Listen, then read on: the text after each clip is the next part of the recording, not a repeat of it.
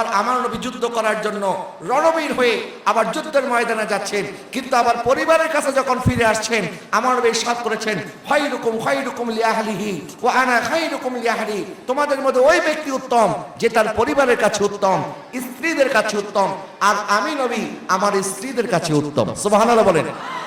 যিনি যেমন বাইরে যেমন ঘরেও তেমন। আমরা অনেক সময় একটু বড় হয়ে গেলে, ব্যস্ততা বেড়ে গেলে স্ত্রীদের সাথে সন্তানদের সাথে রূঢ় আচরণ করি, তাদেরকে সময় দিতে চাই না, তার একটা কথা বললে আমরা রাগ করে ফেলি। কিন্তু নবীজি কোনোদিন রাগ করতেন না। নবীজি সাল্লাল্লাহু আলাইহি ওয়াসাল্লাম কখনো বিরক্ত হতেন না।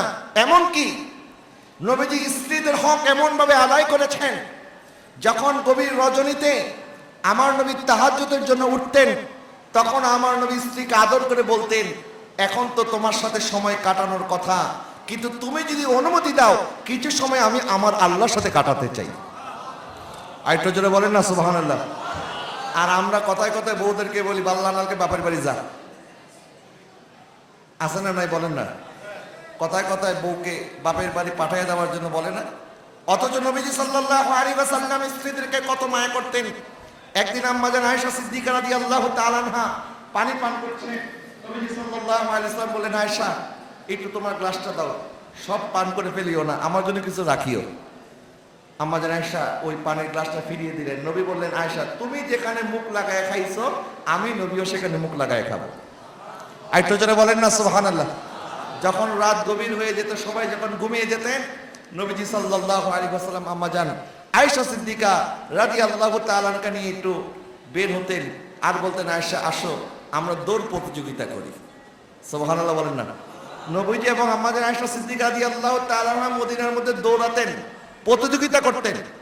আর এখন নবীর সুন্নত হিসাবে আমার ভাই যদি ওনার ওয়াইফকে নিয়ে একটু ঘোরার জন্য যায়, বলবে দেখছো নি হুজুর মানুষ এবার ঘুরতে আইছে।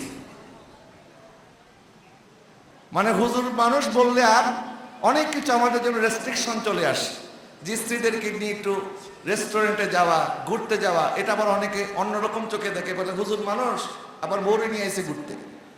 তো এই যে দেখেন আজকে আমার নবী সাল্লাল্লাহু আলাইহি ওয়াসাল্লামের চরিত্র আমাদের মধ্যে নাই বিদায়, নবীজির আখলাক আমাদের মধ্যে নাই বিদায় আমাদের সমাজের মধ্যে এত অসুবিধা, এত সমস্যা, এত কুসংস্কার আমাদের সমাজের মধ্যে গেড়ে বসেছে।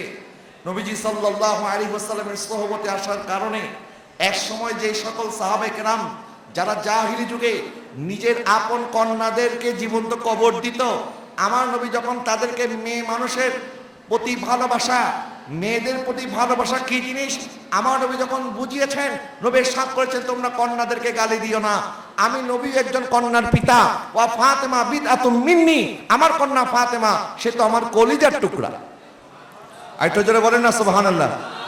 তো যেই সকল সাহাবায়ে কেরাম এক সময় জাহিলি যুগে নিজের কন্যাদেরকে জীবন্ত কবর দিত, আমার নবী তাদেরকে এমন ভাবে মোটিভেট করলেন, এমন ভাবে তাদেরকে তরবিয়ত দিলেন, ওই সাহাবীরা আল্লাহর দরবারে দোয়া করতেন, আল্লাহ দুনিয়ার মধ্যে অন্য কোনো নিয়ামত দাও আর না দাও, অন্তত কন্যা সন্তানের বাবা হইলেও বানায়। আরেকটু জোরে বলেন না সুবহানাল্লাহ। আমরা তো কন্যা সন্তান হইলেই মুখ কালো হয়ে যায়। অনেক সময় স্ত্রীদেরকে আমরা গালাগালি করি যে একটা ছেলে জন্ম দিতে পারো নাই কেন, এখন ছেলে হবে না মেয়ে হবে এটা কি স্ত্রী জানে না আল্লাহ জানে? বলে না জানে কে? আল্লাহ জানে। অথচ নবীজি সাল্লাল্লাহু আলাইহি ওয়াসাল্লাম বলছেন, যার ঘরে 3টা কন্যা সন্তান আছে সে যদি তাকে সঠিকভাবে তরবিয়ত করে বড় করে, জান্নাতে সে আমি নবীর প্রতিবেশী হতে পারবে। সুবহানাল্লাহ বলেন। আল্লাহ পাক বলছেন, কন্যা সন্তানের জন্ম হওয়াটাই এটা তোমার জন্য সুসংবাদ। পিতামাতার জন্য একটা সুসংবাদ হচ্ছে কন্যা সন্তান। যেই ঘরের মধ্যে আগে কন্যা সন্তান জন্ম হয় তার ঘরের মধ্যে বরকত বেশি হয়। সুবহানাল্লাহ বলেন। নবীজি সাল্লাল্লাহু আলাইহি ওয়াসাল্লাম ইরশাদ করেছেন, তোমার কাছে একটা ছেলে সন্তানও আছে, মেয়ে সন্তানও আছে। তোমার কাছে তোমার ঘরে তোমার একটা আল্লাহ ছেলেও দিয়েছে, মেয়েও দিয়েছে। এখন আপনি বাইরে থেকে যখন কোনো কিছু কিনবেন, চকলেট কিনেন, আইসক্রিম কিনেন, চিপস কিনেন, নবী বলেছেন বাইরে থেকে যাওয়ার সময় যে হাদিয়া নিয়ে ঘরে ঢুকবা, এই হাদিয়াটা সবার আগে তোমার কন্যাকে দিবা। বলেন কাকে দিবা? কন্যাকে দিবা। কেন? কারণ আমার নবী বলেছেন, যখন তোমরা হাদিয়াটা, এই খেলনাটা অথবা এই চিপসটা, এই লজেন্সটা কন্যাকে দিবা, তখন তোমার মেয়ে সর্বপ্রথম তার ভাইকে দিবে। সুবহানাল্লাহ বলেন না। সর্বপ্রথম সে কাকে দিবে? তার ভাইকে দেবে। কারণ আমরা অনেক সময় ভাইয়েরা এত পাষাণ হয়ে যায়, বিয়ের পর বোনদের আর খবর নেই না। কিন্তু বোন যত দূরেই থাকুক না কেন, বোন কিন্তু কখনো ভাইকে বলতে পারে না। নবীজি সাল্লাল্লাহু আলাইহি ওয়াসাল্লামের আপন কোনো বোন ছিল না। নবীজির একজন বোন ছিলেন যার নাম ছিল সীমা, দুধ বোন। নবীজি সাল্লাল্লাহু আলাইহি ওয়াসাল্লাম তখনও মার দুধ পান করেন। তো হযরত সীমা ওনার বান্ধবীদের সাথে আলাপ আলোচনা করছেন। তো বান্ধবীরা ভাইয়ের প্রশংসা করতেছে। এক এক বান্ধবী বলতেছে, আমার ভাই তো চাঁদের চাইতে সুন্দর, আমার ভাই তো এত সুন্দর, আমার ভাই তো এত সুন্দর। মনে রাখবেন, ভাই যেমনই হোক, ভাইরা সবসময় বোনদের চোখে সুন্দরী থাকে। ভাই যদি দেখতে কালো হয়, বলবে আমার ভাইকে কালো বলিও না, সে দেখতে কালো হইলে কি হবে, তার মনটা অনেক ভালো। কথা বলে না ঠিক কিনা? ভাইরা সবসময় বোনকে এরকম সাপোর্ট করে, বোনরা সবসময় ভাইদেরকে এরকম সাপোর্ট করে। তো এখন নবীজি সাল্লাল্লাহু আলাইহি ওয়াসাল্লামের দুধ বোন যখন ওনার বান্ধবীর সাথে কথা বলতেছে, আর কথার ফাঁকে ফাঁকে তারা যখন নিজেদের ভাইদের প্রশংসা করছে, তখন হযরত সীমা রাদিয়াল্লাহু তাআলা আনহা একটু দৌড়ায় ঘরের মধ্যে চলে গেলেন, আর আমার নবীকে কোলে নিয়ে আসলেন, আর বললেন, তোমরা তো তোমার ভাইদের প্রশংসা করছো, বলো আমার ভাই দেখতে কেমন? বলে, তোমার ভাইয়ের কোনো তুলনা নাই। আর একটু জোরে বলেন না সুবহানাল্লাহ। তোমার ভাইয়ের কোনো তুলনা নাই। যখন এই সীমা তার বিয়ে হয়ে গেল, আর আমার নবীও নবুয়ত প্রকাশ করলেন, মদিনায় হিজরত করলেন, তখন হযরত সীমার এলাকার কিছু অমুসলিমদের সাথে সাহাবায়ে কেরামের একটা যুদ্ধ হয়েছে। ওই যুদ্ধে মুসলমানরা বিজয়ী হয়েছে, আর ওই এলাকার কিছু মুশরিকদেরকে সাহাবায়ে কেরাম ধরে মদিনা শরীফ নিয়ে এসেছে। এখন সবাই আলোচনা করতেছেন এলাকার লোকজন যে তাদেরকে কিভাবে ছাড়িয়ে আনা যায়।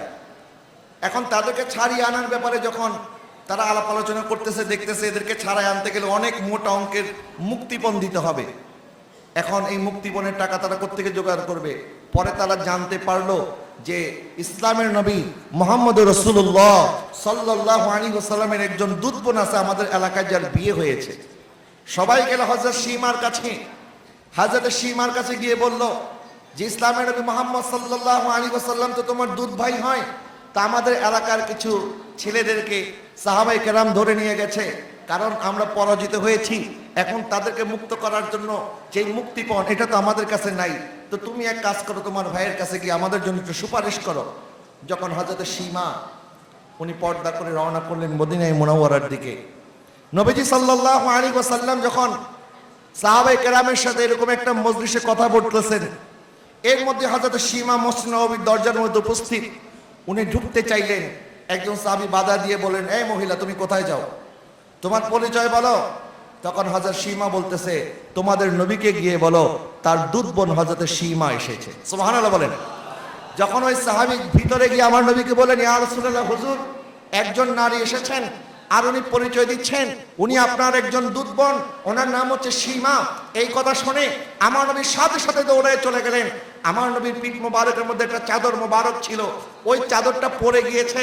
তারপরে আমার নবী ওই চাদর মোবারক উঠান নাই, বরং তার আগেই দৌড়ায় চলে গেছেন নিজের বোনের সাথে দেখা করার জন্য। সুবহানাল্লাহ বলেন। নবীজি সাল্লাল্লাহু আলাইহি ওয়াসাল্লাম হযরত সীমাকে বরণ করলেন। হযরত ফাতেমাকে বলেন, ফাতেমা দেখো তোমার ফুপি এসেছে। আম্মা জান আয়েশাকে ডাক দিয়ে বলেন, আয়েশা দেখো আমার বোন এসেছে। নবী জিজ্ঞাসা করলেন, বোন তুমি কষ্ট করে এসেছো, আমার কাছে তো সংবাদ পাঠাইলেই পারতা, বলো তুমি কি কারণে এসেছো? তখন তিনি বললেন, ইয়া রাসূলুল্লাহ, হুজুর আপনার সাহাবায়ে কেরাম আমার শ্বশুর বাড়ির এলাকার কিছু মানুষ যারা ইসলামের বিরোধিতা করেছে, তাদের সাথে যুদ্ধে বিজয়ী হয়ে ওই এলাকার কিছু লোককে ধরে এনেছে, হুজুর তাদের ব্যাপারে আমি সুপারিশের জন্য এসেছি। আমার নবী বললেন, যাও, আমি তোমার সুপারিশ মতে আমি তোমার সুপারিশ কবুল করলাম এবং তাদেরকে মুক্ত করে দিলাম। আর একটু জোরে বলেন না সুবহানাল্লাহ। এর কিছুক্ষণ পরেই নবীজি আবার মসজিদে নববীতে ফেরত আসলেন। নবীজি সাহাবায়ে কেরামকে বললেন, আমার সাহাবীরা শোনো, আমি কোনো কাজ তোমাদের মাশওয়ারা ছাড়া করি না, আমি কোনো পরামর্শ ছাড়া কোনো সিদ্ধান্ত নেই না, কিন্তু আজকে আমি একটি সিদ্ধান্ত নিয়েছি, আমি তোমাদের পরামর্শ করার প্রয়োজন মনে করি নাই। সাহাবায়ে কেরাম আরজ করলেন, ইয়া রাসূলুল্লাহ, হুজুর আপনার কদমে তো আমাদের মা এবং বাবা কোরবান, আপনার প্রত্যেকটা সিদ্ধান্ত আমাদের মাথার উপরে। ইয়া রাসূলুল্লাহ, আপনার প্রত্যেকটা সিদ্ধান্ত আমরা মাথা পেতে নেই, আপনার প্রত্যেকটা কথার উপরে আমাদের ঈমান আছে, বিশ্বাস আছে। আপনি হক ছাড়া কখনো সিদ্ধান্ত নেন না। হুজুর আপনার সিদ্ধান্ত আমরা মেনে নিলাম, কিন্তু একটা জিনিস জানতে চাই, হুজুর সবসময় তো পরামর্শ করেন, আজকে কেন পরামর্শ করলেন না? তখন আমার নবী বললেন, কারণ আমার সাথে দেখা করার জন্য আমার বোন চলে এসেছে, আমার বোনের সম্মানে আমি তার সুপারিশ কবুল করেছি, আমার বোন বলেছে, এই জন্য আমি আমার বোনের কথা কবুল করে নিয়েছি। সুবহানাল্লাহ বলেন। দেখেন নবীজি নবী হয়ে বোনদেরকে কতটুকু সম্মান দিয়েছেন। আমাদেরকেও বোনদের সম্মান দেওয়া দরকার আছে না নাই? আরেকটু জোরে বলেন, আছে না নাই? আমরা অনেকে আছি এরকম, বিভিন্ন এলাকায় আমরা দেখি হুজুর আসছে